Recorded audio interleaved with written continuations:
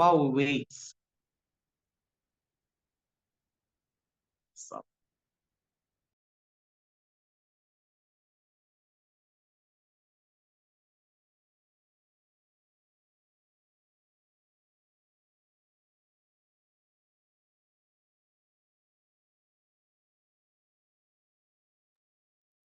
So more people are joining. Welcome, guys. Thanks for joining us. Thank you for making time out of your busy schedules to join us today. Let's just wait a little more to let more people come before we can start. Thank you for your patience. Don't worry, you're going to have a good time today, and we're going to keep the time too. So we're not going to take all your time. Don't worry, like you can just, hi, Ubuntu from South Africa. Ubuntu is one of us here at the AFPC.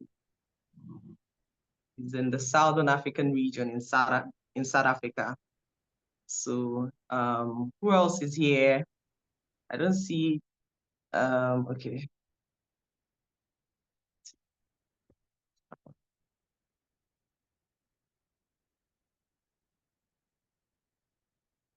Okay, so when it's just about 5 minutes past the hour, we're going to start. So let me introduce myself. My name is Uchechi Mbauzuku. I'm a co-founder at Africa Policy Conversations. So I'm excited to be hosting this, but we have moderators in the house who are based in the South Africa. We have Humelo and Keke.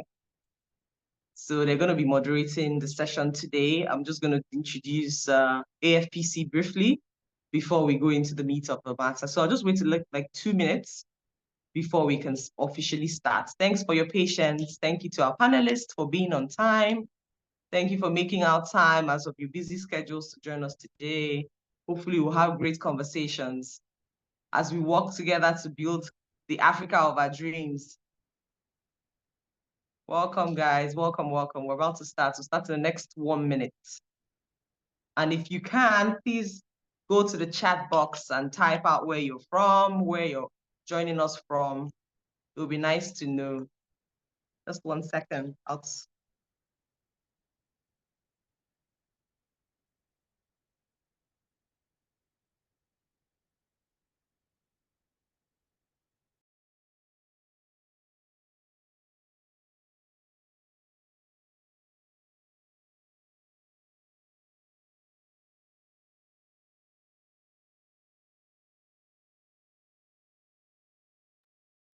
All right, so we'll just start. So AFPC stands for the Africa Policy Conversations. So we're a Pan-African think tank. We're based in, we have members from across 3 continents, here in Africa, in Europe, in America, not America. We're registered in Nigeria, in South Africa, as well as in the United States. We have over 200 volunteers. We have thousands of members in our community. And why we set up Africa Policy Conversations, we set it up as a solution to the problems we have on the continent. If you look around, you know that we have similar problems on the continent. So Africa was colonized, and a lot of these things are as a result of colonization. And then sometimes we feel like we need to belong, and then we go and copy some of these policies and things that work in Europe, and we paste them. So we copy and paste on the continent. But we need African solutions to African problems. So that's why we set up AFPC, Africa Policy Conversations, so we can have these conversations, because when we have these conversations, we'll be able to dissect the issues and try to prefer solutions. We also talk to stakeholders from across the continent, people in the legislature, people in the presidency, people across, even business leaders, people in the grassroots. You know, we try to talk about the problems because we believe in having data-driven solutions, you know, to the problems we have on the continent. So like I said, we have members from across the continent. And also, if you're interested in joining us, you can also do so. You can reach out to us on social media at Africa Policy Conversations, on Instagram, on Twitter at Let's Talk Policy, so you can join the conversation. We have policy conversations across the continent. We had one in Ghana recently at Full Circle Africa. We're having one now on the South African elections coming up in 2 months' time. We also have one that was scheduled for this last week, but we rescheduled it in London with the Africans in the diaspora. We also have a yearly annual on the sidelines of the United Nations General Assembly. We have policy conversations there with the key stakeholders, in the policy space. So these are the things we do. We're self-funded. We also receive donations from well-meaning people that share the vision, so that we can keep having these conversations. And beyond just having the conversation, we also prefer solutions. We work with people in the states and national assemblies to try to implement laws that user-centric laws that favor people on the continent. We talk about these problems all the time. You go on Twitter, we rant about all the problems we have, but this is going to be used as a vehicle to solve the problems, to solve the problems that we have across the continent. So I'm not going to talk too much. I'll just touch on some of the programs that we have. We're youth-led, female-led organization. And some of our programs is a program we have called It's Her Turn, because we feel like it's the turn of the women. Women have been sidelined for centuries. And now we feel like women in this data shows that women that are leaders, female leaders, make better leaders, right? So it's a campaign we have across we're throwing across the continent. We are working with some media partners and some major stakeholders to increase the level of women representation in all arms of government, in business and other spaces. We also have framing a new legislature, because we feel like some of these laws and these policies, we need to go to the legislatures, to come up with the solutions, work with legislators, talk to them about what the people need and what we think the people want, to make the continent a better place. So yes, I'm not going to continue talking. I'm just going to pass this on to my colleagues. Nigeria. I'm going to pass this on to my colleagues in SA, Humelo and Keke. They're going to be moderating the session today. So thank you guys for joining us. Please stay tuned. Please tell everyone to join. Tell your friends, tell your enemies, everyone to join. Thank you guys.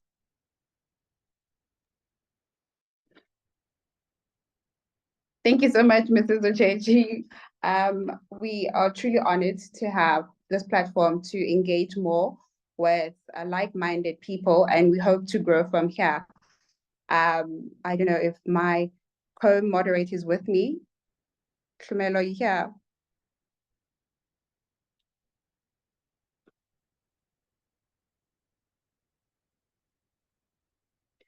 But nonetheless, I go by the name of Diketse Nzanzaba. I am a community lead of the Southern African portfolio, and we are really excited to grow the Southern African, because like Mrs. Ochechi mentioned, that we have similar problems in Africa, and there are ways for us to collaborate and grow and actually reciprocate certain rules and regulations or policies that worked in other countries to work in other countries as well.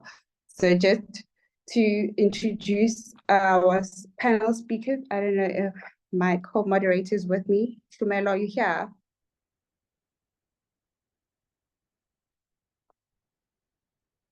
Tlumelo?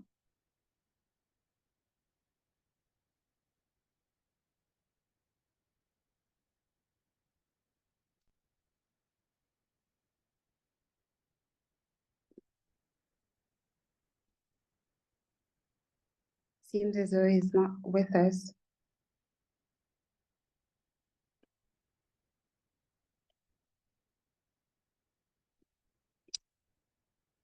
Hello?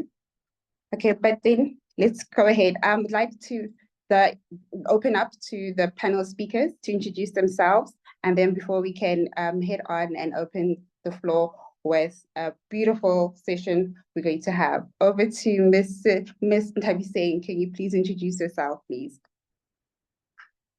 Sure.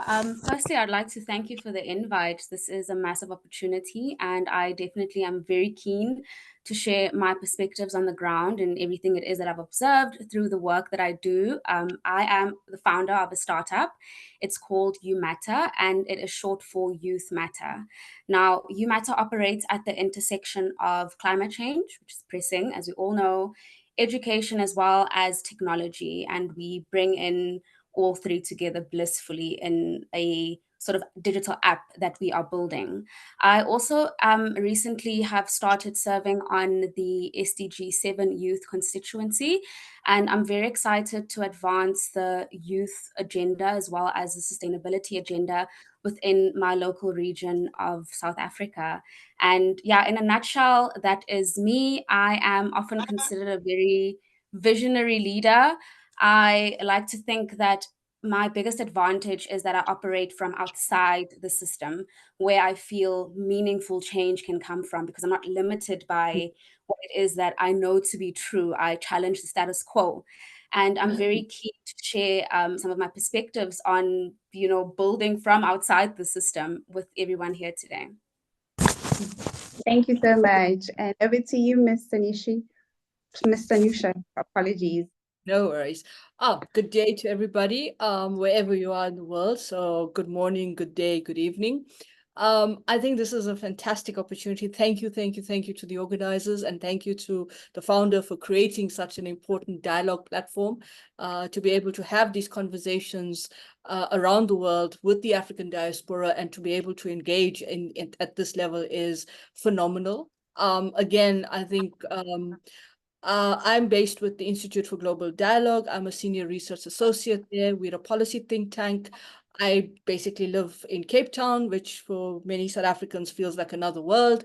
So at this point in time, I think, it's wonderful to share the platform with Thabiseng and the other colleague. But I think, the key questions here is how much do we actually advance the kind of democratic dispensation we talk about? And more importantly, how do we get the kind of voices and agency that we need in the kind of space that we want, in terms of the kind of democracy we want that leads to the kind of Africa we want? Thank you. Thank you so much, ma'am. And then last but not least, our gentleman. Thank you. Mr. Saki, over to you. Hi, Ms. Diketseng. It's actually Advocate Vilakazi today. Oh, No, thank worry not we about can't it. see you though. We can't see you. Sorry, I apologize for that. At least let me do the right thing. There we go. Thank Good you. good evening, everyone. Fantastic. Good evening, everyone. My name is Jazz Vilakazi. By title, I'm an advocate of the High Court. I also do event hosting and facilitating. I'm in law. I focus on two aspects: labor law as well as corporate law. Those are my two main branches. I specialize in dispute resolution in terms of mediation. I lecture quite a few subjects: customary law, corporate law, as well as labor law. And last but not least, I'm a very proud student of the Word of God. So I'm looking forward to being on this platform today. I hope we can come up with tangible solutions, not just for ourselves, but for the future generations of this country as well. Thank you. Thank you so much. Thank you so much to our panel speakers. If there are any questions from our attendees, please do drop them in for our panel discussion or Q&A at the end of the session. So just on a lighter note, I just want to break the ice a bit for our panel speakers. So my first question would be, just to get a sense of a personal view, if you could wave a magical wand and instantly solve one socio-economic challenge in South Africa, what would it be and why?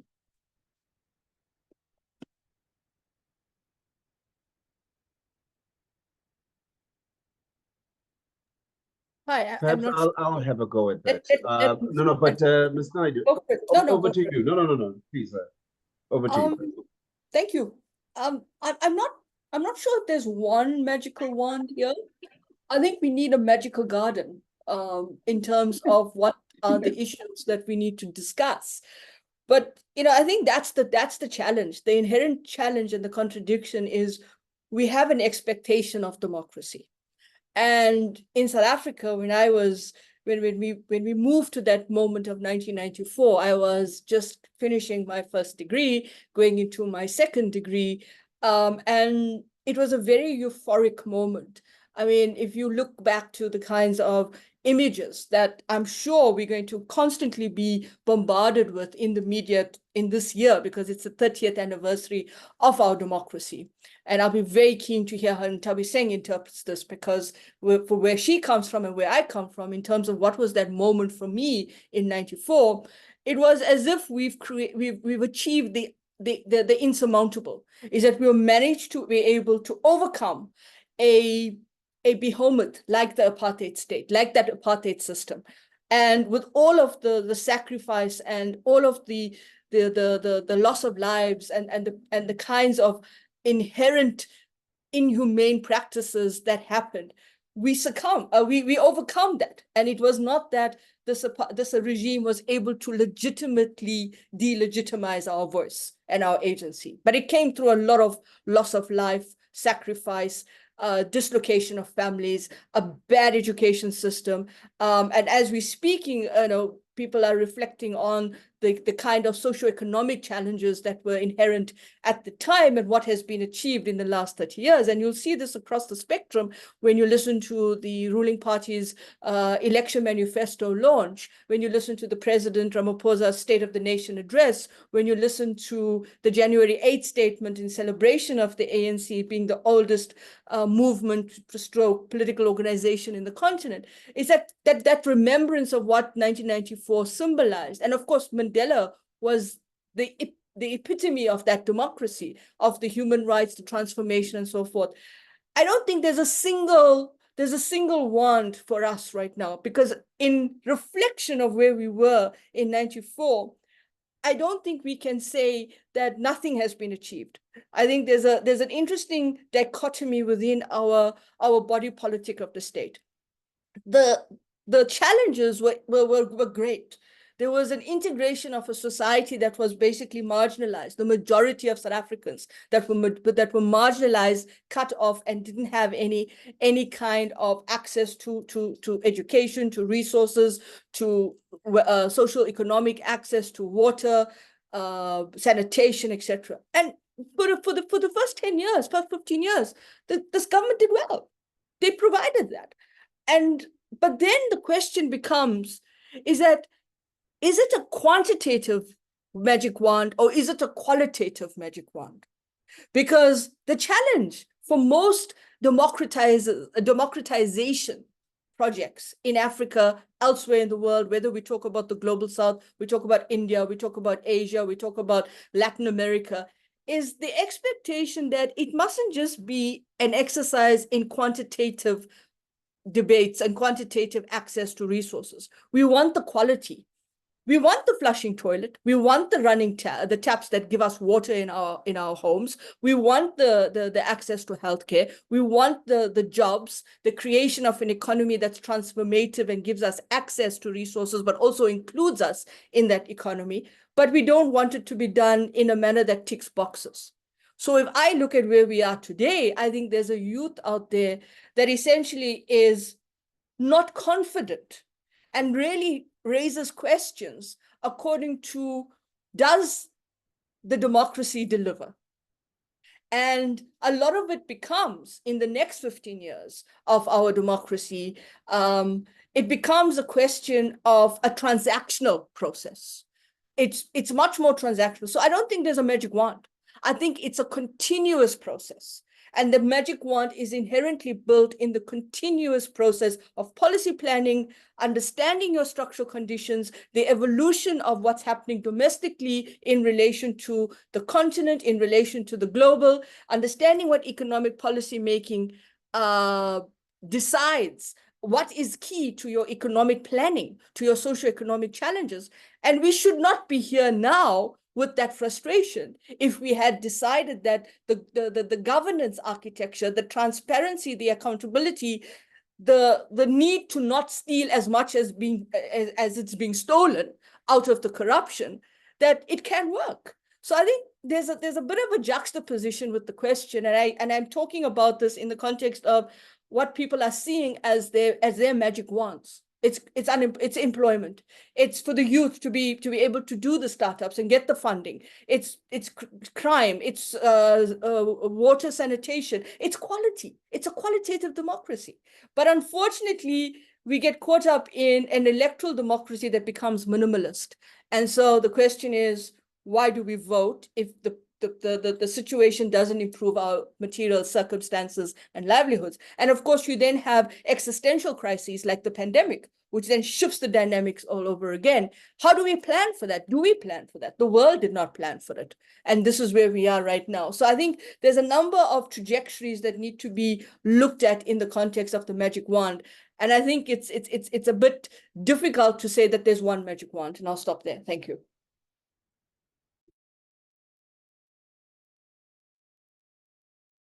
I will Vilakazi, follow you want- up. Okay. Over to you, I'll Tabitha. follow up. I will follow up from Ms. Naidu. I was not born in 1994, and I'm revealing my age here. So I don't have that inherent loyalty to the existing governing party that I witnessed in my parents and older generations. I also must say that young people today, we're growing increasingly less satisfied with democracy because we have these unmet expectations within this democratic context that promised us so much more. At least that was, the impression that we had. And not to have young people sound entitled, as people would like to call us, but we have aspirations, we have talents, and we want to see that materialize within this democracy. So if I had a magic wand, I would definitely look at issues affecting young people. And currently for me, that is the youth not in employment, not in education, and not in training. In South Africa, we've had the youth NEET rate hover around this 30% mark for over a decade now.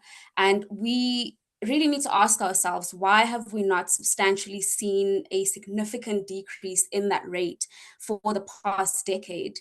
It's really troublesome, especially if you are an empathetic individual like myself, where when I see these stats, my first thought is to think about the people affected, right?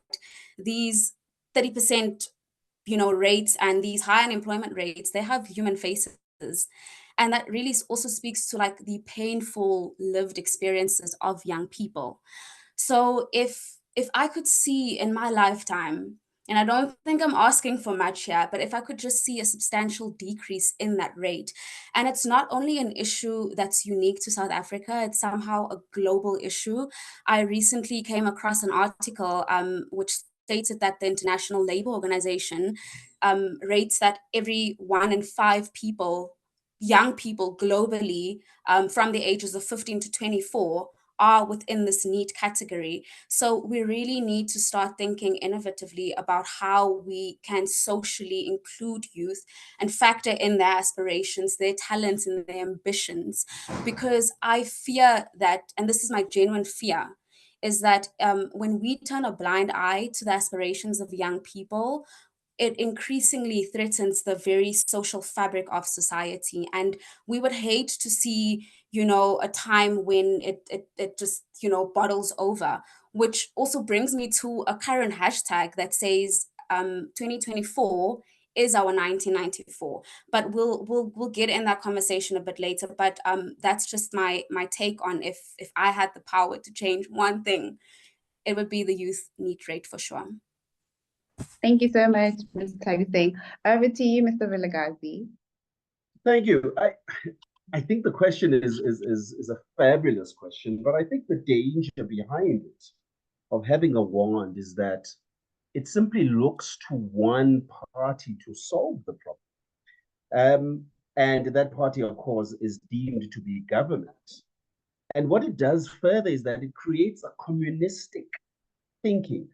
Now, one feature of communism is that the people believe in a communist state that they don't have the power to change their lives, and government has all of that power. So all the ideas belong to government. And unfortunately, or well, at least fortunately for us, we don't live in a state like that. So as I look at it, I mean, it even comes down to issues that we've spoken about. The previous speaker spoke about youth unemployment. And who is to solve that problem more than anything? If we're looking at government, then I think we are misplaced in that thinking, primarily because it is government's job not to create jobs, but it is government's job to create conditions that foster a job environment. And if I make a simple example, consider Checkers 60/60 or consider Uber or e-hailing services. Has that exploded? The answer would be yes. And why is that? Well, because of technological advances that we have within the country, et cetera, et cetera. So we see from that perspective alone that in its own way, government has actually created the environment and entrepreneurs have come in and fostered this changing of a system where we were only beholden to taxis, and now we've got e-hailing services which come right to your door and drop you wherever you want to be. But if I had to then come back to the question of a magical wand, I would say that in fact, perhaps the answer lies in what JFK said when he effectively said, and this goes out to our youth more than anybody else, ask not what the government can do for you, but what you can do for the government. And I think as soon as we answer that question, we'll be on our way to being a much more successful country. Thank you. Thank you. Thank you so much. I think I love that line. And also bringing into what Ms. Sanushu highlighted about the contradiction between what we have in South Africa experiencing. One person in the rural areas cannot be affected the same way with someone who's staying in the suburbs. So my question would be, do you think we live in a country where socioeconomic issues favor those who have the resources to cater for them, or is it a thing of it's those who seek opportunities to make sure that it favors them, and those who are unfortunate or the marginalized will always believe that government will always save them? I guess I would ask Mr. Vilakazi to take this one. So I think there's a psyche builder or psyche in which people think in a certain way. And I think this is one of the drawbacks of freedom. I think what the first speaker had indicated that it felt as if we had overcome an insurmountable hill. And there were certain promises which were made, we'll provide houses, we'll provide free education, etc. We'll provide water. And to be fair to government, to a large extent, government has actually succeeded in that. There are more people with homes now than there were in 1994. There are more people with electricity, albeit that it's not as stable. Now, if we come back and we look at, well, is it really about location? In that somebody can live in a dilapidated or in rural area and be less likely to succeed?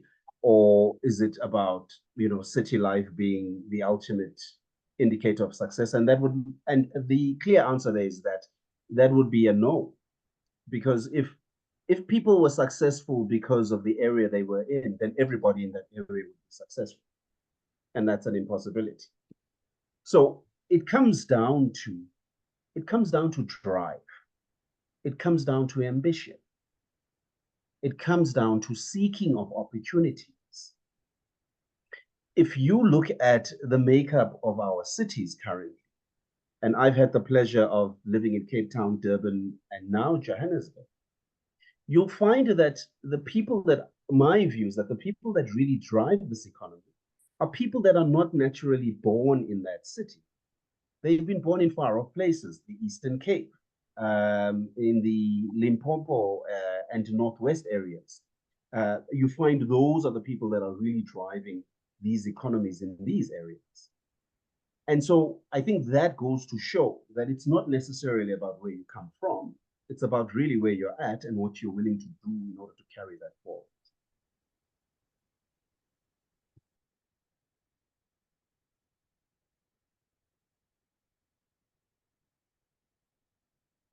Should I go or should I let Ntabiseng go? I was about to ask you a question based on what Mr. Vilagazi has mentioned right now. The effects of promoting inclusivity into the economic growth and creating opportunities for the marginalized to also add on to the economy has been quite a battle. I mean, as a youth myself, we come across so many barriers. So now you ask yourself, was 1994 an exposure to see it favored certain people more than it favors the current people who are a part of the so-called democracy right now? For a youth to say, I don't benefit as much as someone who benefited more in 1994. I think you have to go further than 1994, because one of the key problems that we have, not just in South Africa, but the world over, and I think Mrs. Ucheshi, I hope I'm pronouncing it right, talked about this in the context of the platform that was created to have these conversations, is precisely because you have intergenerational inequality. And intergenerational inequality means that, and it's something that you learn very fast in the context of the world that we live in. It's not a fair place. It's never been a fair place. It's never been an equal place. It's always been built on some are more equal than others. And in precisely that kind of context, when you think about the starting blocks of 1994, the question is, do you erase the historical narrative and the historical experience of apartheid and the 300 and odd years of subjugation, colonialism, imperialism? And this is par for the course in most of Africa. Can you erase those things? And we're having these debates now in the context of the rise of the global South, the challenge around the narratives as to why the global South needs to be given this kind of platform that it's able to chart its own development identity and its development nexus in terms of its voice and agency. And I think it's partly, it's most importantly to understand that not all of us are starting off in the same block. All of us are starting off at different levels of how much of our historical narrative has been influenced and shaped by the way in which our opportunities define where we go to. And yes, we can argue that it's about the drive, the ambition, and the opportunity. But sometimes the drive and ambition and opportunity is defined in the context of the fact that if you take the question of land in Africa, and that was one of your questions in the brief to the speakers, the idea of who owns the land. Land is not just a transactional commodity for just building an economy. So in narratives that I've read from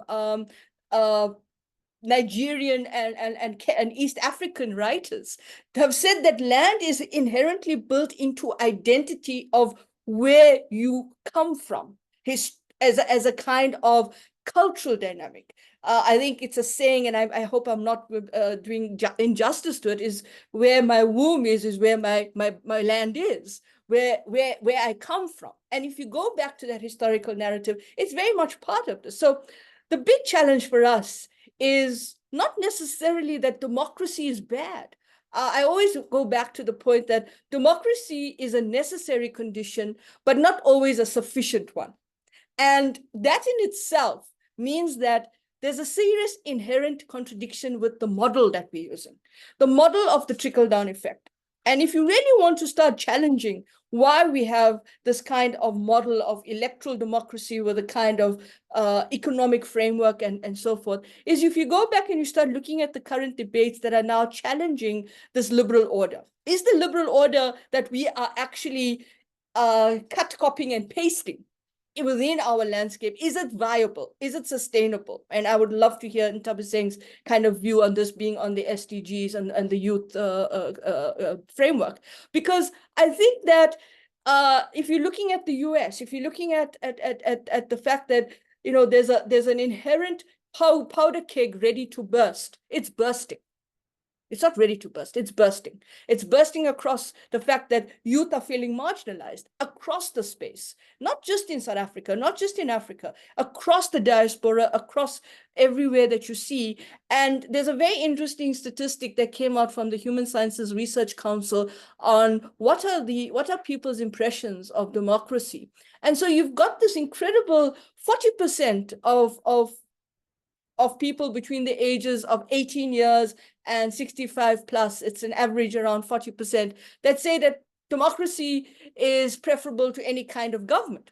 But then you've got an interesting dynamic where you take around about 37% across the age groups again, who say that democracy is preferable, but at the same time, they're saying in some circumstances, a non-democratic democratic government is preferable. And you ask yourself why they're saying that. Why is it that you're having this kind of moment where 2024 is the 1994? Why are you having these debates about access to opportunity? It's not equal access. And of course, you have policy that tends to also play a kind of a limiting role. I would say that the drawback is not necessarily, what did Rousseau say, if you're going to start quoting philosophers? Rousseau said that man is born free, yet everywhere in chains. I prefer the Marxist Italian philosopher who says the old is dying and the new is yet to be born. And in the interim of all of this, you have the consequences of the modalities and the morbidities that we are facing. So I think we're having this juxtaposition of tension. I think there's a different interpretation based on what has been your experience, what has been your access. If you come from the areas where you have to keep fighting for your survival, it's a different kind of experience. But I also think we tend to misinterpret these concepts and ideologies of communism and socialism. Those were never intended to have a government that is supposed to be authoritarian. I think the way we have fashioned the narrative around the liberal democracy and the economic engagements around the liberal democracy is that they were political projects to say, look, this system works in a particular kind of framework, and that system doesn't work because we're going to be communist. I think it's a question of interpretation again, because if you really think about what's going on in Europe now and the rise of the right and the social and the extreme right, and if you look at the US's democracy and the crisis that we see in the US democracy in terms of what happened in Michigan with a serious minority group that said that they are non-committal to vote for the Democrats. And that's key, because those are key people that are younger in the US democracy as well. It's going to be interesting to look at that if we continue to facilitate this argument that it's democracy by a ballot box. I think we have to start thinking about what is participatory democracy. And the Pew Research has come out with their latest results, which says that people around the world prefer a representative democracy. They want the participatory democracy, but they don't have confidence in it. Thank you. Ms. Ntavi Singh, as the youngest, and as a part of the youth as well, the question would be coined around democracy. Do you feel that democracy is fair to the new generation, our generation? And do you feel like, are we pushing enough or challenging the democracy that we feel like it should be challenged? I mean, we were born into a constitution that was already embedded. We just took it and we never questioned anything. Some of the clauses in the constitution can be challenged. Do you think as a youth, are we really pushing the narrative of actually understanding that we can fight off and actually challenge some of the democracies that we are told? I mean, was it 2 weeks ago? Our president told us that Dintswalo, who was born in 1994, benefited from the social grants and some of the programs that were given from 1994 up until date. So my question is, do you feel that the youth have a democracy or feel like we can challenge the democracy we are seeing today? Thanks for that question, Keke. So from my perspective, youth are growing increasingly dissatisfied with the current democracy. And we are starting to question why things are the way that they are, which we've accepted for quite some time, but now we've entered a stage of transitional fatigue, where and also to Ms. Naidu's point about where you spoke about the intergenerational inequalities, we are also seeing that in our daily lives. There is a sort of inherited wealth and inherited connections that some people would benefit from in comparison to marginalized young people, and this underscores the systematic barriers that we all face in wanting to progress in life. So that already speaks to just how unfair we currently view democracy and how unsatisfied we are growing within this current democracy. If you look at young people's struggles today, we are increasingly more in debt. I have not even begun to think about starting a family. I'm not even remotely close, irrespective of my mom having already, been married and having children at the current age that I'm in. So there's also less chances of us owning a home, and like the list is quite endless, and this all feeds toward these expectations that are not met with the current democracy. So we as young people are collectively growing dissatisfied, and we are very open to a different way of doing things. We're also realizing our power in the process to demand change and to disrupt the social fabric of society. And just onto the first speaker's point, in which he mentioned that we can't rather look toward government to create opportunities. Government is also not looking toward government to create opportunities. If you look at the NDP, which outlines very ambitious goals, there's a statement that says that by 2030, SMMEs should absorb 90% of the workforce. And that already within itself is very ambitious. And it speaks to how we are not going to have opportunities handed to us, that we are going to have to assume the role within this democratic context of creating our own opportunities, that we sort of try to align with our aspirations, with our ambition, and with our talents. So it is, it's a growing concern that young people have, and I'm very excited to see the way in which that will materialize on the ballot paper, right? Where we can democratically voice our concerns. We have the power to sway the elections massively, and I think we're also beginning to realize that. So it is going to boil down to, is there sufficient voter education, to young people leading up to local elections, so that we make better informed decisions, essentially.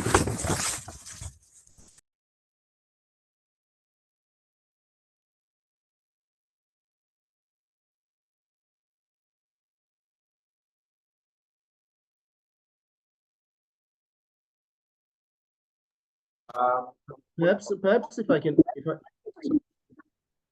sorry, Mr. Glover, if I can just ask, just as a follow-up, and I know it's not my point to ask, but Mr. Thabisang raises the issue of the youth are increasingly frustrated by this type of democracy that we have.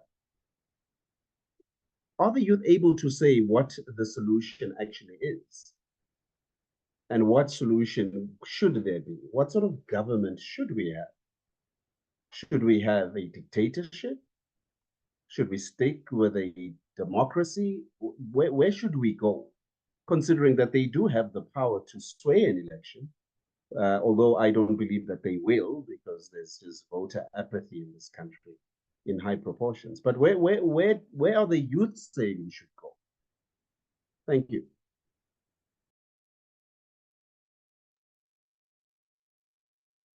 Thank you. Shumelo, are you with us?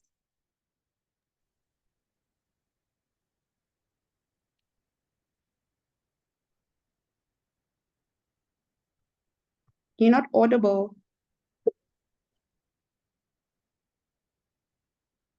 You're not audible.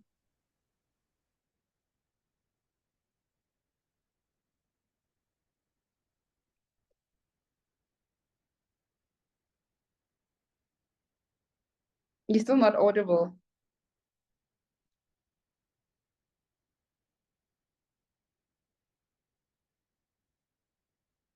Okay, so while we wait for Humelo to get some audio, I was just going to add that this is a similar problem, just talking about the youth getting frustrated with.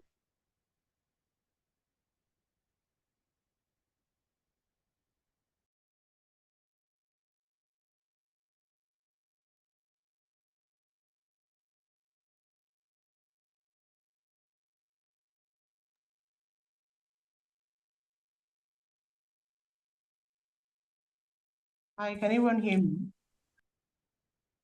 Okay, sorry. Yes. So talking about copy and paste, right? Democracy is something that's well, we all had different versions of like governance, before we were colonized in Africa. And I feel like because of our cultures, some parts of Africa, people are quite subservient. You can't talk to your leaders, you can't ask your leaders questions because you're supposed to be respectful. You're supposed to not question them. The older ones, you don't question them. And we realize that why democracy works in the Western world is because we have the ability to ask our leaders questions. If we don't like what they're doing, we protest and then they change those things, right? So is it more effective? The former president of Nigeria, President Olusegun Obasanjo, came out recently to say that it's something that, just like the youth said in South Africa, that African democracy, like democracy doesn't really work in Africa. He thinks we need to reimagine democracy, maybe come up with an Afro democracy. That's what he termed it. Afro democracy, where we kind of merge our culture, and find the type of democracy that works in Africa. So maybe this is, like said, I'm so happy this is coming up because it's part of the policy conversations and preferring solutions to the African problems that we have. It just goes to show how similar we are all on the continent, and we have these similar problems. So I'll throw it back to Keke or Humelo if he has audio now.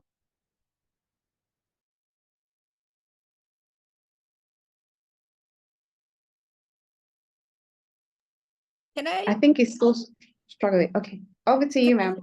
Can I suggest that while we're waiting for Humelo to have his audio sorted out, there was a question that was raised about the role of the youth and what they can do by Advocate Vilakazi to Ntabiseng.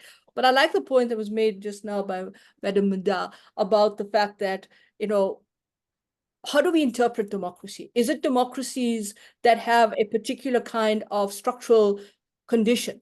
And it works best in particular climates because it kind of makes sense in that climate. And the point about the cultural dynamics and the cultural perhaps affinities and diversities that we have in Africa before colonialism, before the kind of borders that we have, that makes it difficult because it's a big debate. It is not just a debate about democracy. It's about debates about how do we actually build the kind of infrastructure that leads to the kind of not just trade infrastructure or investment infrastructure around the African Continental Free Trade Agreement, but infrastructure of communication. How much do we know about ourselves living in the continent? How much do we know about the kinds of engagements that exist before colonialism between different societies? If you take Southern Africa, for example, you can actually see and hear the dialect of the Ndebele language that filters across the Southern African region because people were basically moving across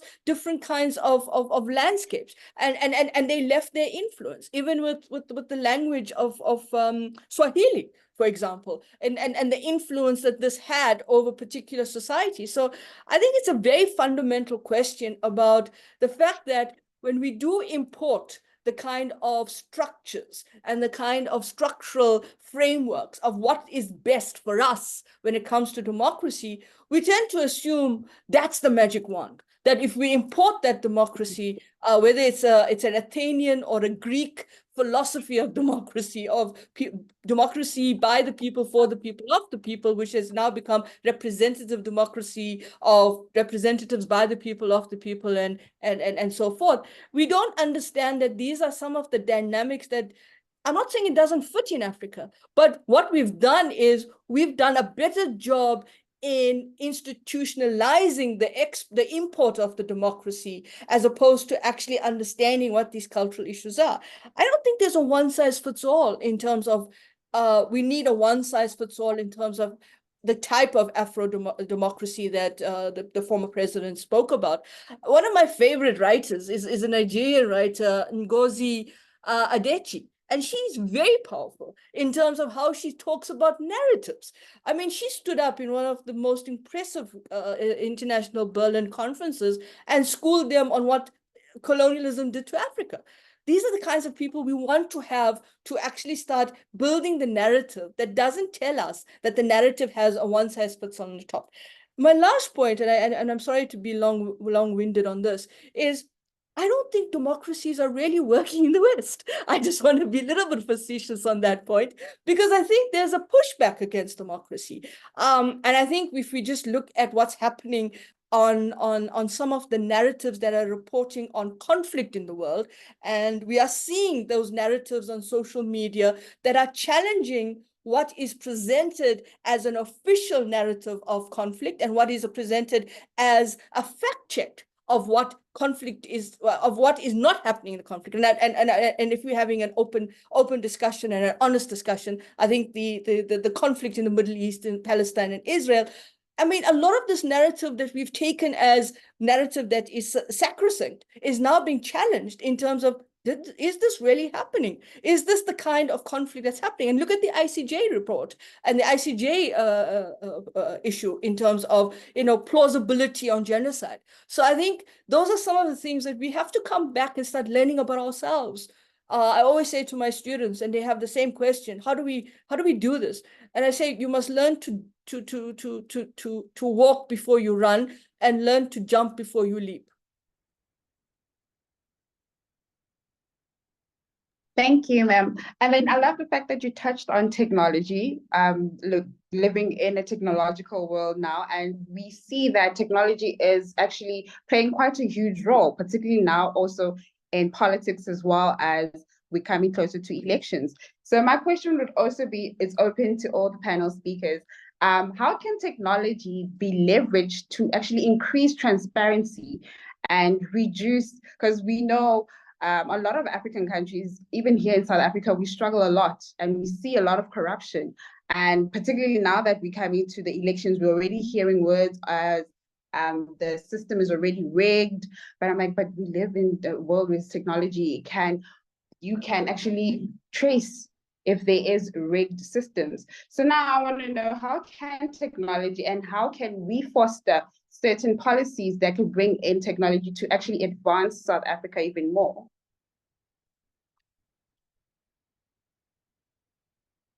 I mean, I can start this and then Yes, you can.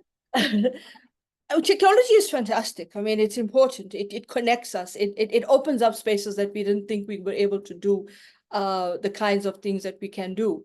But we also have to be very careful about technology, because technology can also be kind of very destructive.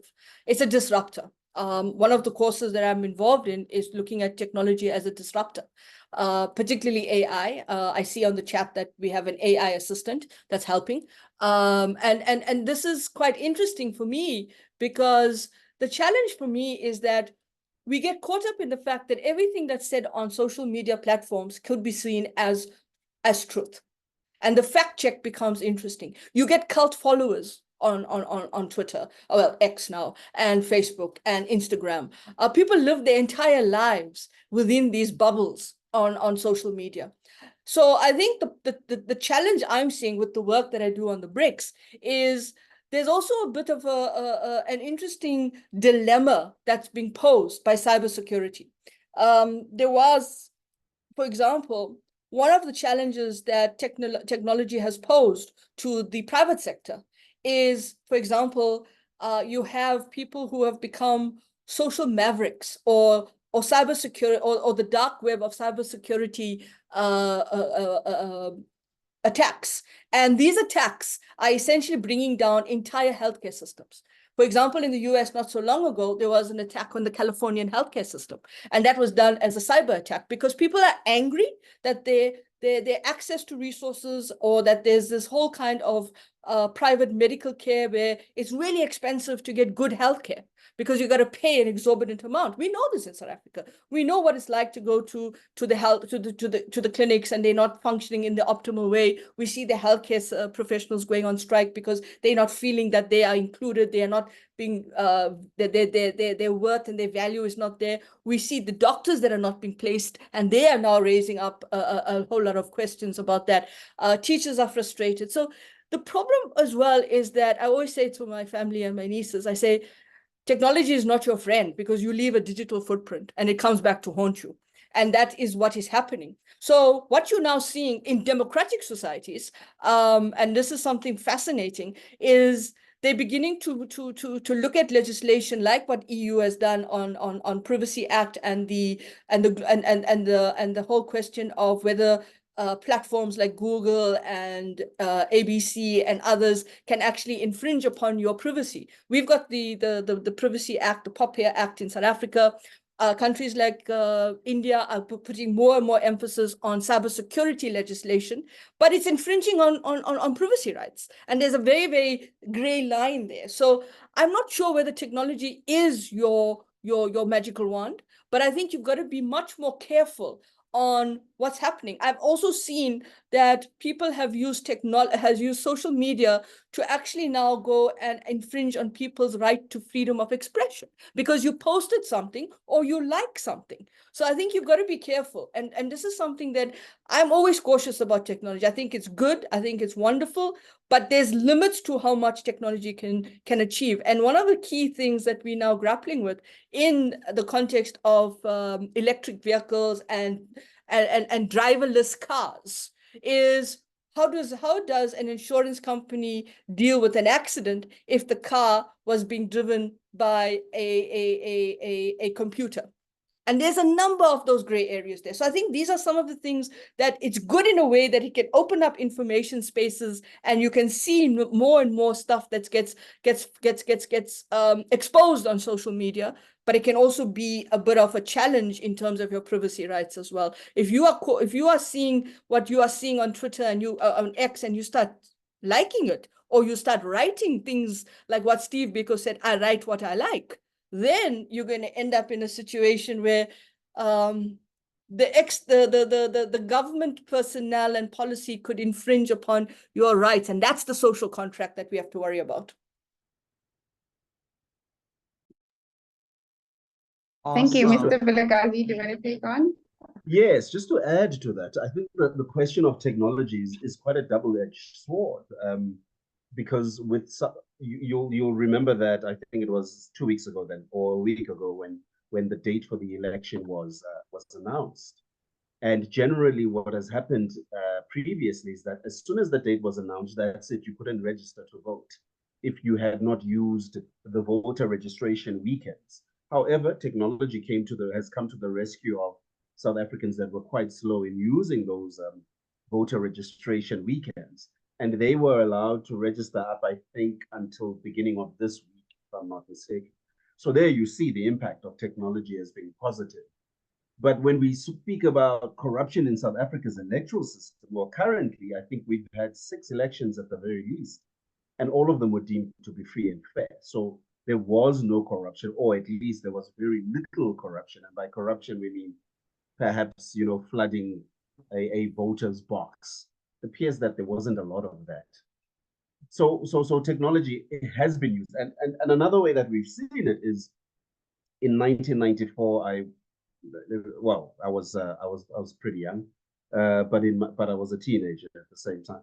And what we saw was when that election happened, because I tried to follow it pretty closely, it took approximately 2 weeks before the final results were actually were announced. But you can see in terms of technological advances in our own electoral system that I think the last elections that we had, within 3 days, there was clear indication of who the winner would be. So we see again that technology has come to the rescue of South Africa's electorate being able to access the voting box, as it were, and being able to partake in understanding how quickly results can be announced in that regard. But let's use America as an example. And we know that in 2016, effectively an election was stolen from Hillary Clinton, who got the popular vote. In other words, she got more votes than Donald Trump. Yet Donald Trump became president. Yes, the electoral system is there, But one thing that they found was that Russia had actually used the technology in order to influence American voters. And you would see that when Biden then came to be elected as president, that all of a sudden Americans actually woke up and said, you know what, we are actually going to go out and vote.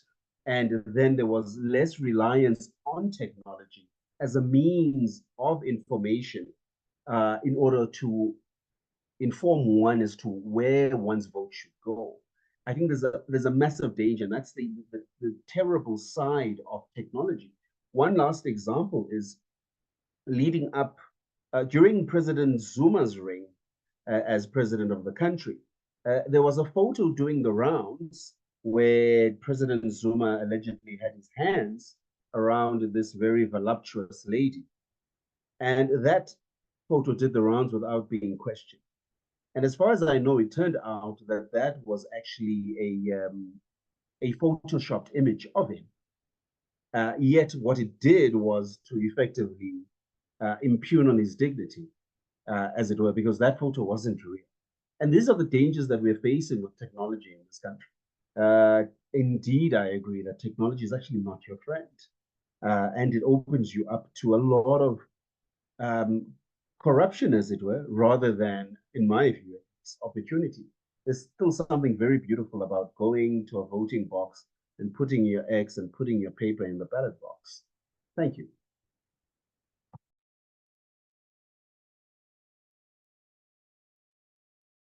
Thank you.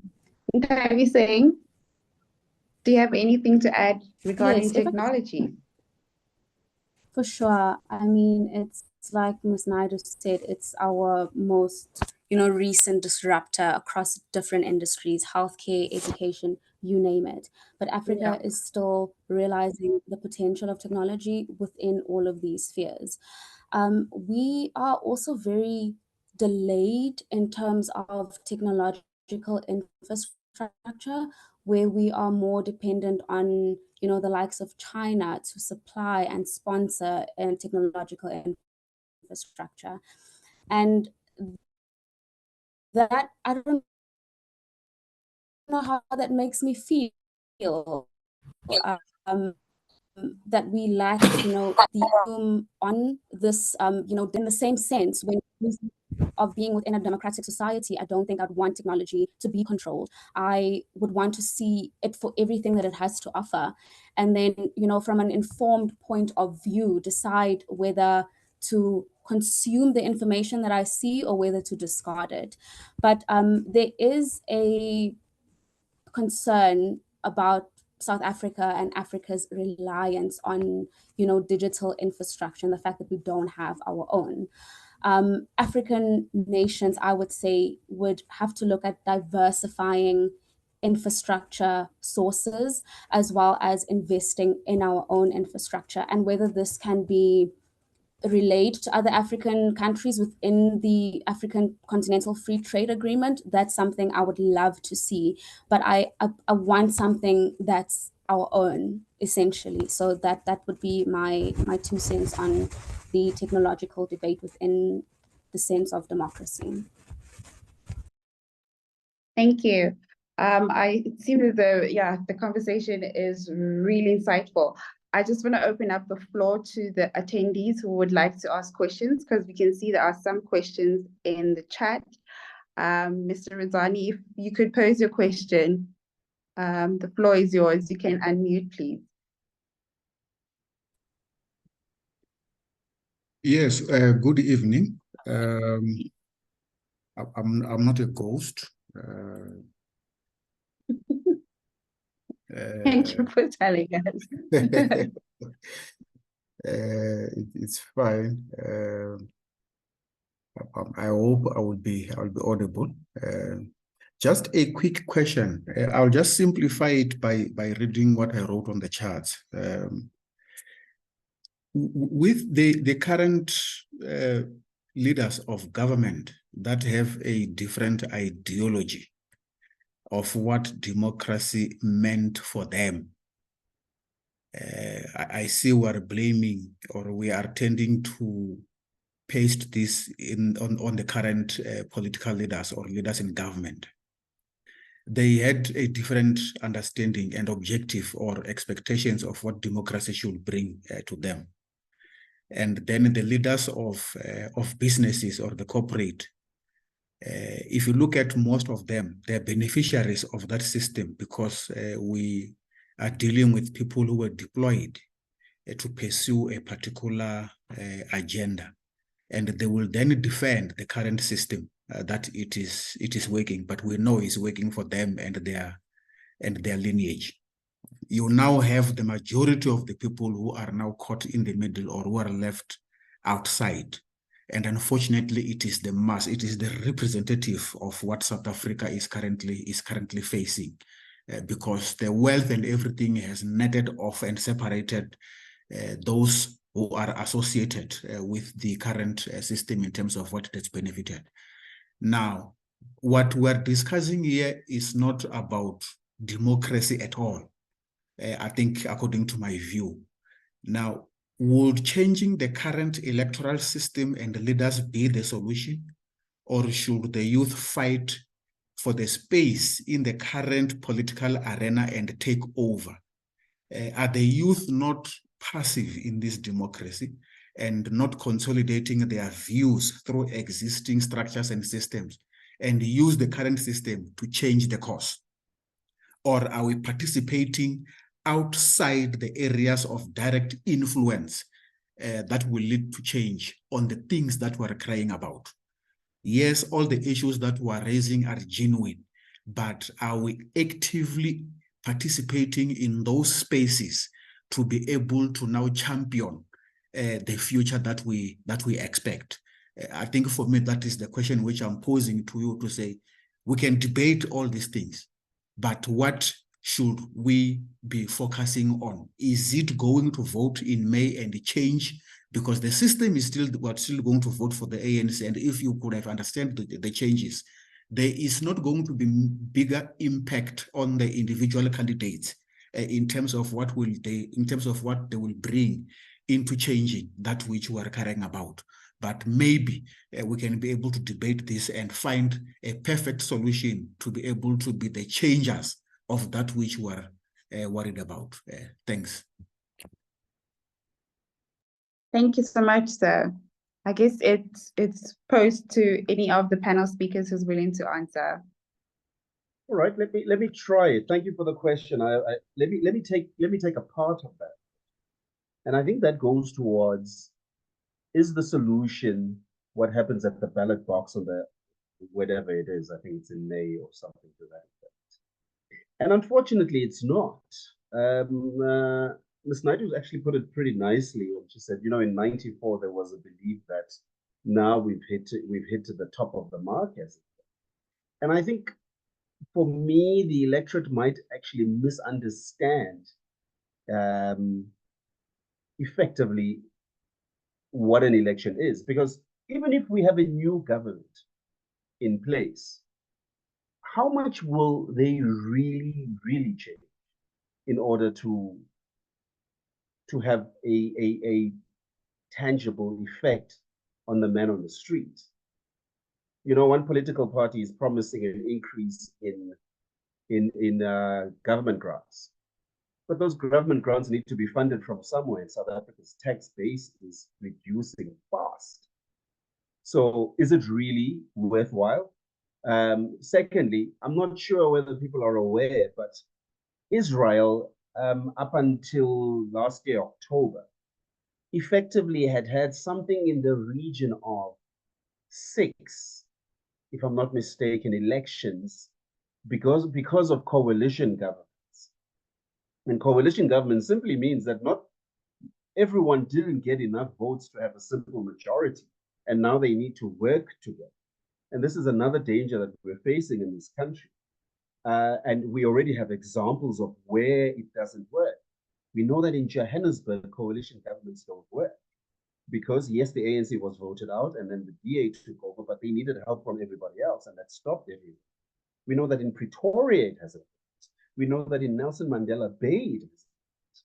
And sadly, when we think that by going to party B, that's going to change everything. Number one, it's not going to change everything. Number two, it's going to force us into a coalition government. And that is the real danger. We will then see democracy come to an absolute stutter, which in some way probably lends credence to the American system of purely having two parties and letting one run the country at a time.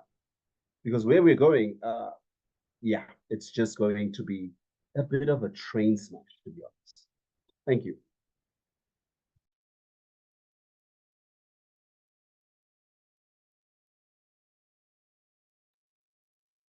Perhaps Nthabiseng wants to, get that question that she was asked about the youth. It would be nice to see that. Are the youth passive, or are they much more active than some of us are not seeing?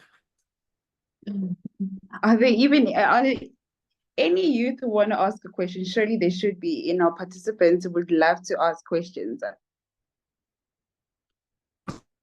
Any takers?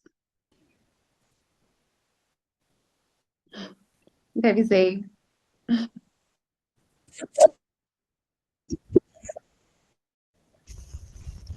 While we wait for young people to rise to the occasion, I would love to have a go at You're breaking. Nthabiseng. question Nthabiseng. You're breaking quite a of, lot. I can't you know, hear you. youth involvement. I share the sentiment, and a lot of young people share the sentiment that we simply are not angry enough, right? We accept the situation. Can you still hear me? Much better. Yeah, you were breaking earlier, but you can continue. Thank you.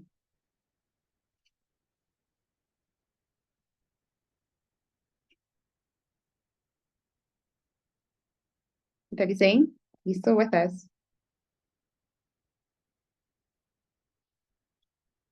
Seems as though we've lost her. Let me give my impressions, Madam Moderator. I think, if you're looking at the question that was raised and you're looking at this question about the youth, I mean, it's easy to think that they are passive. But I think what we don't realize is that there's a momentum that's building up at universities. There's a momentum of mobilization. And it circles back to the point about social media platforms. There are conversations being had. People are talking about this, and I think that in many ways, being passive is actually the road map to becoming much more active and a much more active citizen, because you know what your space is, and Nthabiseng is back, I think. So yeah, go for it. I was just trying to keep the conversation alive.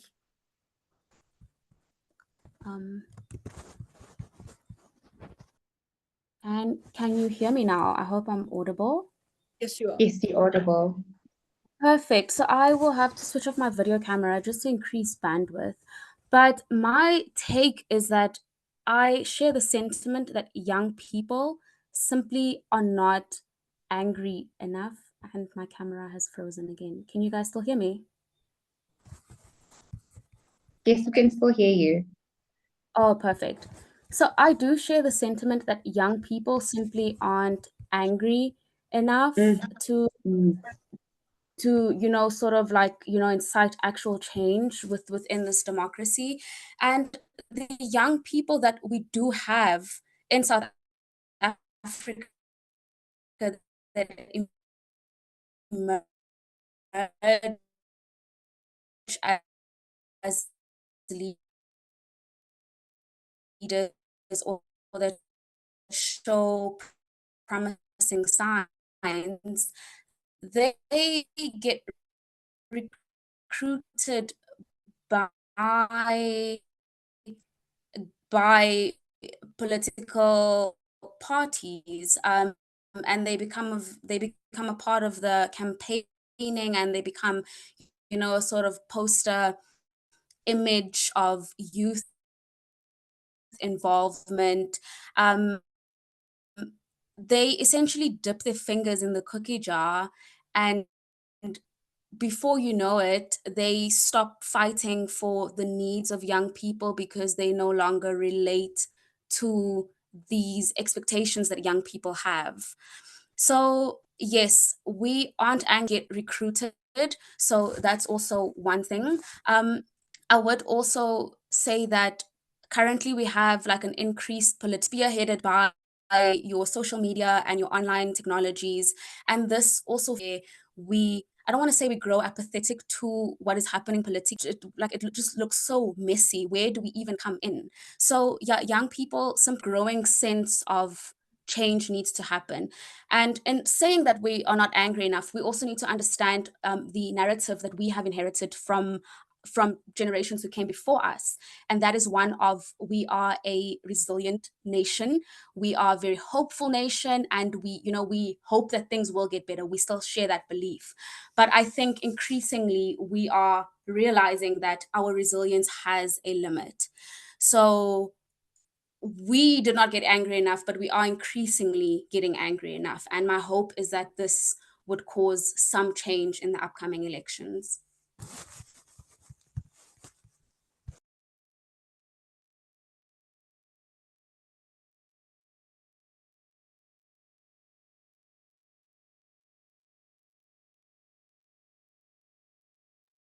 Oh, thank you. Sorry about that. Thank you so much. Ms. Sonisha, You on mute. hello? Oh, yeah. yes, Ms. Okay, you know. I was saying you can go ahead and add on to what you were previously saying. Well, I think what's really important for us to understand is that, the youth also may not necessarily display their anger in the way that perhaps others will display their anger. Is there a level of complacency? Perhaps. Is there a level of frustration? Definitely. Is there a level of not being able to be able to get into the spaces they want, and their anger is there? It's latent in many ways. But that anger is not about the fact that they are passive. Their anger, I think, is just the fact that they see themselves, and they see themselves in this bubble, in this context where they are essentially trying to figure out, what does life mean for them in the next 20 to 30 years. And I was waiting for Tintswalo to be brought up, because Tintswalo was the poster child of the democracy, and to be able to show that, this is the child that went through these many hardships and all of that, and essentially tried to get to where they were. And, she became the poster child of that. But the problem with it is that Tintswalo's life is here. What does Tintswalo's future look like? And I think we've got to take that context and contextualize it in the way that it happens in the context of where they are now. And I think what Ntabiseng is saying is that the anger, and they're not angry enough, but I do think that they are, in that passiveness, there's a fire. There's a fire that is whether or not they protest themselves in the way that they should. Do they protest and not go to vote? Do they protest and not decide how they want to do things? But the point about this is that they're doing it in manners and ways that I think is going to become difficult to contain. And I think to a large extent, the question is not necessarily that they have to have a magic wand to find that space, but the question is really that when they get to that point where they have to essentially decide how they're going to do it. It's going to be quite a dramatic point of departure for many. And people are going to stand up and say, but how did we arrive at this powder keg? And whether it comes up in different ways and forms. The frustration is that the younger people are looking at their parents and saying, we are not going to be we're not going to be the worker for life for Toyota, or we're not going to be you that's going to basically be able to live on a social grant. But at the moment, that's the only thing that's keeping some of these different age groups alive, is these social grants. That's the only form of income. That's the only household income. And so it becomes a powder keg for government as well. And I think the points that were made by Rudzani and about, do you change the system or you don't change the system? I mean, yes, we've been told that electoral system and electoral forms are important. But at the same time, the electoral system that we're talking about in terms of reform is not that we need to have a two-party system or we need to have a candidate system. We need to have a constituency, a mixed system, because the real challenge here, Madam Moderator, is the accountability. The system in itself does not allow for the accountability. So it becomes a much more transactional process. And that transactional process is where we find ourselves. And so at the end of the day, what I think is important is for us to understand that the democracy that we are talking about, again, the expectations and so forth are important, but it's a democracy of transactions. And it was transactional in 94 that government or the ruling party in winning that election froze the kind of election manifesto where it had campaign posters that said 1 million jobs, 1 million homes, peace. That was their campaign. It was transactional. And so to come back in 2024 and say, that is not what we are misinterpreting democracy. Well, democracy was used in that way to be transactional, to come into power. And once you're in power, it becomes even more transactional in terms of how do you keep your power base. So I think we've got to be careful in some of these dynamics that when we're looking at democracy, we have to realize that democracies are not necessarily always about the magic wand. I think it's about how it becomes a nurturing process that deepens and manifests and strengthens.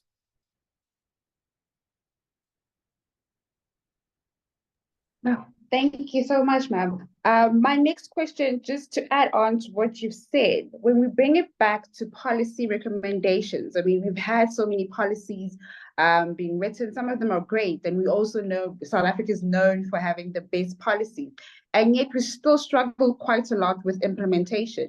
So the question would be, in 2024, what recommendations can we bring about to bring policies that are feasible and are actionable for us to use and help the government? Because surely the government can't do it alone.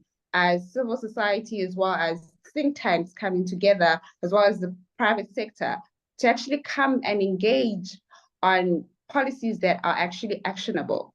What ways can we do that? In what ways can we do that? I guess, Mr. Vilakazi, do you want to take it first?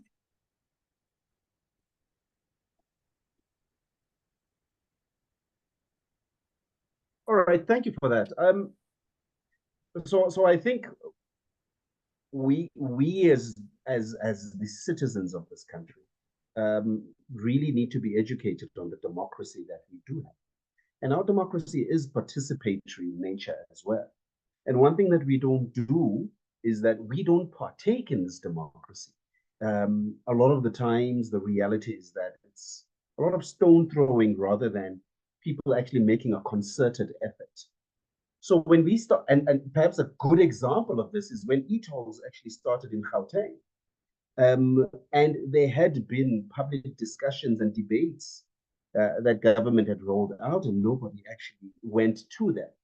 And then when e-tolls came out, people then started throwing stones, effectively complaining against the system. So when we now look back at, say, or at least we look forward towards, what sort of policy considerations can we put going forward that can better inform our democracy effectively and strengthen our government and also open up opportunities? I think first things first, we effectively need a party a political party that is for the people without necessarily being attached to political ambition. And that's probably one of the hardest things to achieve. But if we were, and we've got these in civil society, but they can't, they are also attached to some sort of political ambition or wanting to go in a specific manner, but we need that sort of, in my view, organization that is always going to be at the forefront, in particular the youth, because they are the next leaders, that is always going to be at the forefront of saying, well, this is the next policy or bill that is going to come up in this country. Let us go and partake in it as the youth. So whether it is, I think Mr. Ntabi Singh made an example about SMEs and 90% of them. The fact that it's a lofty ideal does not mean that it cannot be achieved, and perhaps achievement even at 60% will be a job well done by the country. But the questions, but it starts at, are we wanting to take part in discussing those instead of simply leaving them to our politicians? And so this idea that I have of this party that is free from political influence, but is simply going out there to look after the needs and ensure that these voices are heard in the correct spaces. By correct spaces, I mean places like Parliament. I think that's possibly a way for us to start being more participative in a democracy that we have, rather than just, being spectators in it. And unfortunately, at the moment, that's where we're at. Secondly, I think other policies that we need to consider is, with no doubt, we are probably deep into the, is it the fourth industrial revolution that we're now on, which is information technology? We're probably deep into that. But we need to now say to ourselves, what could the next industrial revolution be? And how far are we, as the people that are going to be running this country, involved in that as well? Because without us speaking about it, without us creating hubs for it, I know that in Kenya, for instance, that's the Silicon Valley of Africa, as I understand it. So these are people that are affecting the policies that will be made simply by becoming hubs of the next technological advancement, as it were. So we also need to be involved in that space in order to be able to give effect to this democracy, but also to be assisting to government, because they don't know it all, and the ideas lie with the people. So that's my view on that. Thank you. Thank you, sir. Ms. Ntabi Singh, do you want to take? Are you still with us?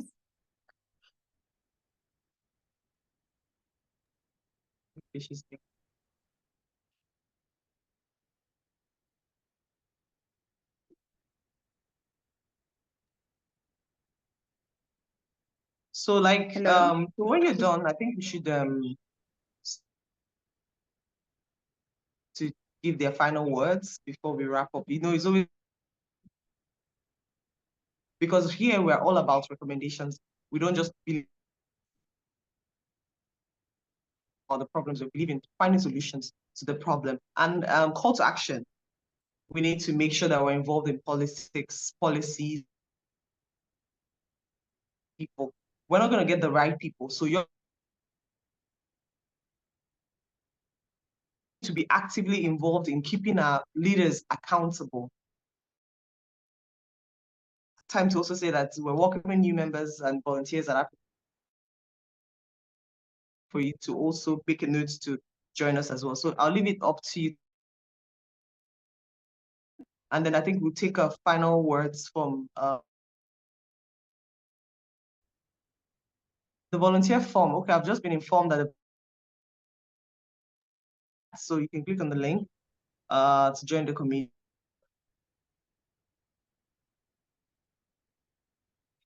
Thank you, Mrs. Ochechi. Ms. Tanisha, do you have anything to add for recommendations in terms of policies?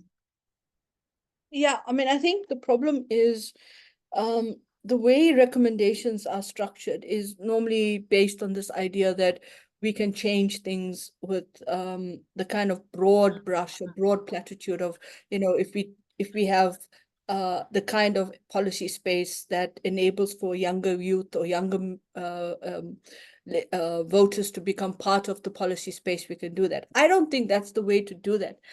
For me, I think what is going to be critical for this election is after May 29th and after the elections have been counted and they've been vetted and everything is fair. And one of my big concerns is whether this election is going to have the kind of credibility, because I fear that there may be coming down the line challenges around whether the election has been fair or has the credibility and integrity of this election been done in an appropriate way, and people will start raising questions about the vote count and so forth. I think once we've got through all of that, we need to actually start having a kind of relationship where people who are in the parties mustn't come with the election manifesto. We want to see what is your 5-year plan, because you're only in office for 5 years. You're not in office for 15 years. And if you were savvy and strategic enough as the ruling party, you would have been able to say, I will be in power for 15 years, and hence here's my 5-year plan, policy, etc. But now you don't have that luxury.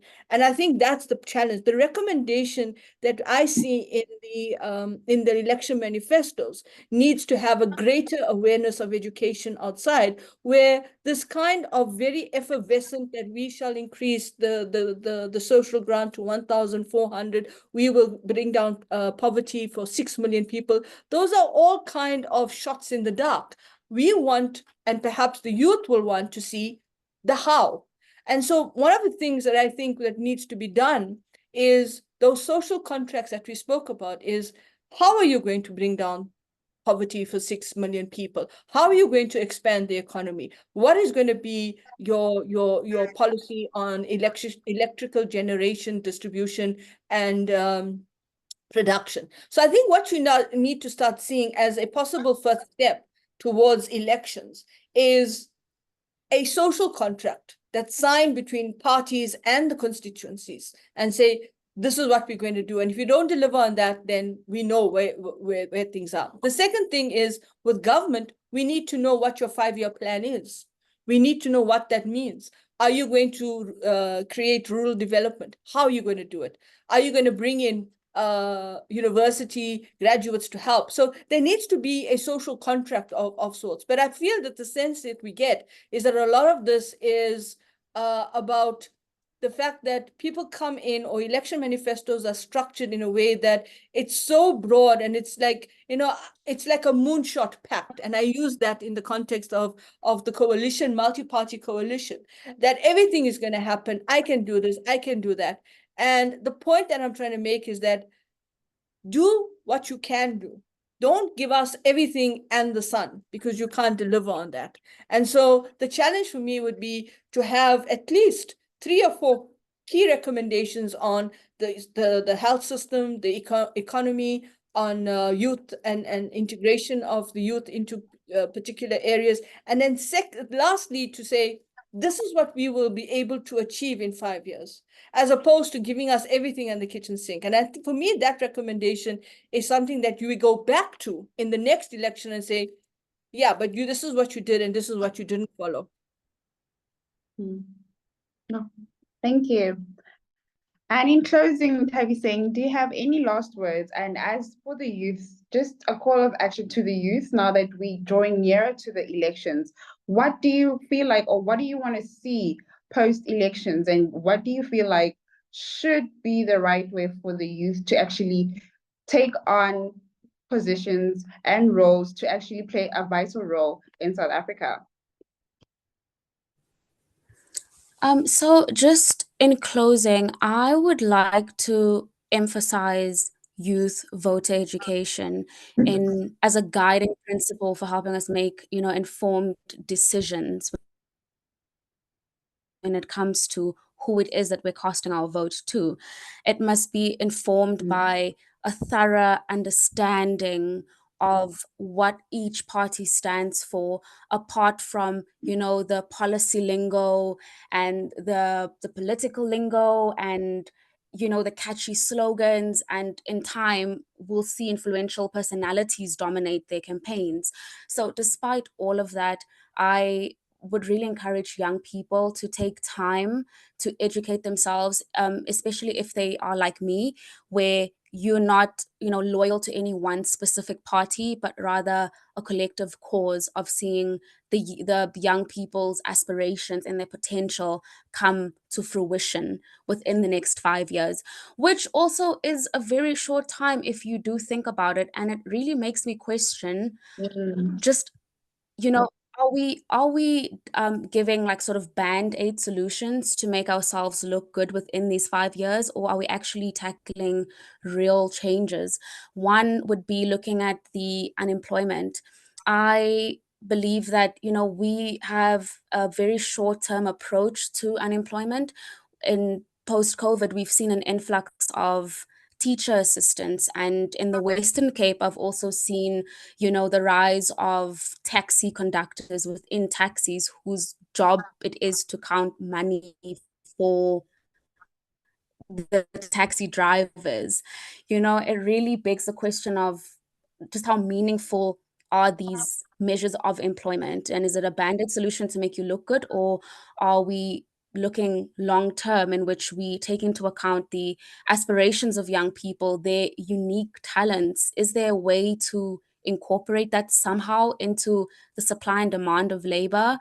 And again, it's very aspirational, I mean, but I still have very aspirational views of where this country could go, especially from a point of view of looking at it from the outside of the system, where I'm not limited by the complexities that actually exist. But yeah, young people just want their potential realized meaningfully. So that is where I would close this conversation. Thank you. Thank you so much. And Mr. Vilakazi, any closing words? And also, are we on the right track in terms of our roadmap to a better South Africa? One of my favorite posters is a poster that has a Jewish faith leader, and it says that South Africa is a good country and it's going to become better. And I love that poster because I always want to look on the positive side of life. I think what's happening in this country currently is any of the growing pains that most democracies have. And if we're going to stick with a democratic system, then we shouldn't give up. I mean, look at America; they went through a civil war, you know, thanks to democracy, and where people did not agree, as it were. Going forward, I think if anybody believes that a political party can really do it for them and be able to take them out of poverty, be able to provide them with everything that they need, then those people literally need to hold those politicians accountable. Social contract is one thing that was spoken about, but a very beautiful idea that comes from Sweden is the fact that it's written in their law, I believe, that their politicians must go out to meet the electorate at least once a week. So they literally go out and walk the streets and talk to people. And I think that's what we need if we're going to say that we've got politicians that hear us and they take us seriously. Because currently the disconnect is very wide. It's true probably that our politicians don't hear us, and you know, every 4 or 5 years we get people dancing, people praying for our votes. So I think we need to be more participatory in that regard, and that's probably one of the quickest and the easiest ways for us to hold our politicians to account, by them coming out every week to come and hear the concerns of the common. Thank you.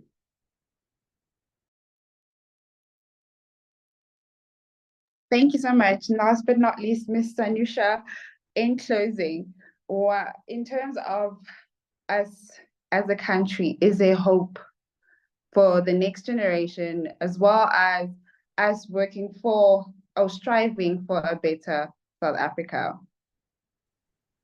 Yeah, I mean, I think have to be eternally optimistic. You cannot afford to become completely pessimistic, because I think in every historical epoch that the world has been through, whether it was wars, whether it was overcoming colonialism, overcoming apartheid, breaking down the Berlin Wall, integrating societies, there's always that moment of hope. So I think we do have that spirit of hope, that spirit of Ubuntu, and that spirit of saying that we are not a people that will be knocked down. We will pick ourselves up, dust ourselves up, and we will rise. And that's the point about the kind of democracy we're talking about, because it's not a democracy that is about staticness. It's about a democracy that evolves, and every moment in every history, it's an evolution of democracy. So I take comfort in the fact that, you know, when you look at places around the world and I think, would I be able to live there? I always feel that home is South Africa, and that's where home will be.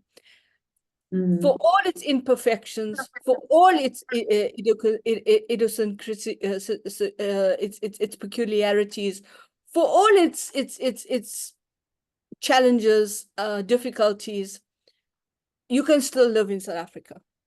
And I think the point that needs to be made there is that no matter where you go, it still gives you that vibrancy of something that lives in your psyche.